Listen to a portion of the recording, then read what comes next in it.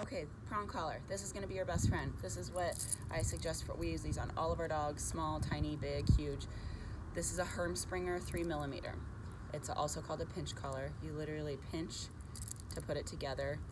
If it's too big, you pinch it and you can take a link out, or you can add a link, or too small, I meant.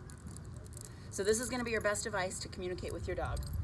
To place it, you want it high and snug. So you want it far above the regular flat buckle that holds their tag. You want it up behind the ear, underneath the jawline. This is your tool to communicate to your dog what to do, what not to do. So with some dogs, this one's already been used to it, so he's not gonna care. They're not used to it if you got them on a harness. If they're just, uncomfortable, it depends on the dog. Some dogs don't care at all, they'll get used to it right away. Some dogs will throw a fit. So if your dog throws a fit, let them throw a fit. Do not give in. So a lot of times they'll come out here and they'll like roll around and freak out. You don't gotta pull, you don't gotta do anything, you don't gotta talk. Just hold the leash, let the dog finish doing its temper tantrum, essentially. And once it calms down, you just start walking. And when you start walking, it may still flip and try to do that. Just talk to it. Then you just say, come on, let's go, come on, let's go, come on, let's go, let's go. So to get the dog used to it after it's done that part, if it does that, come on, Dustin. What we do is we walk the dogs, let him get a little bit in front of you. He's not gonna do it because he's already been used to it. Come on, baby, heel. So you walk, let him get a little bit in front of you, call him back to you. Come on, baby. Just do a little tiny bump on the leash to get his attention and direct him back to you.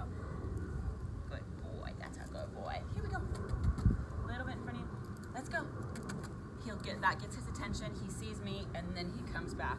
This also kind of gets him ready for his recall when you start training that, but that's not, you don't need to do that yet. So you walk him, get him a little bit in front of you, paying attention to something else, bump on the leash, Dustin, heel, good boy, good boy.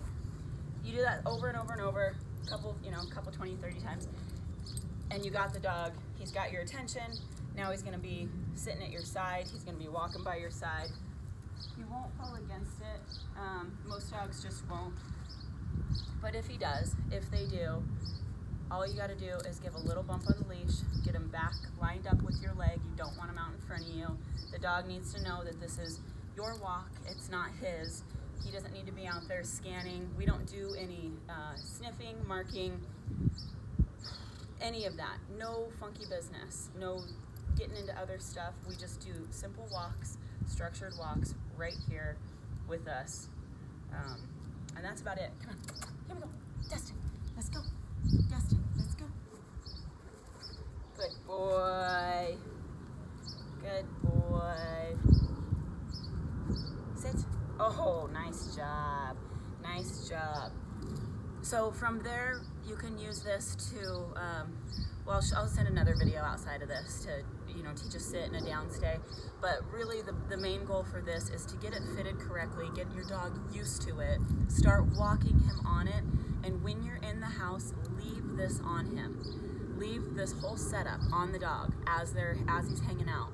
And that's because when your dog doesn't really know where it's supposed to be, what he can do, what he can't do, and whether he's a good dog or bad dog or ornery or whatever, this is a perfect device when your dog's doing something that, maybe he's on the couch and he's not supposed to be on the couch, or at least not yet until he learns. Grab the leash, tell him a quick no, pop him, pull him off the couch. After you give a correction and you tell them no, you have to tell them what they can do. So then you take the dog over to the bed where he can be, put him on his bed.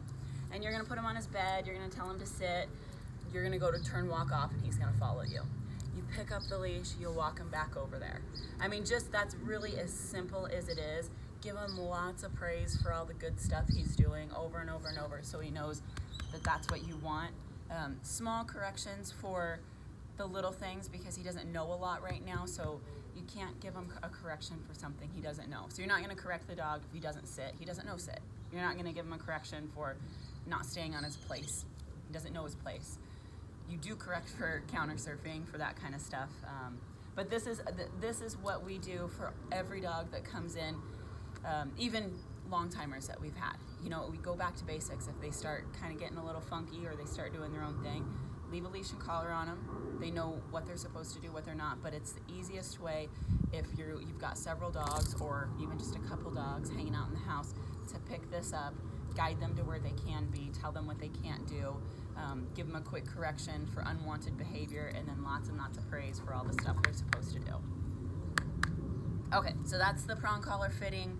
I'll send the sit stuff in another video.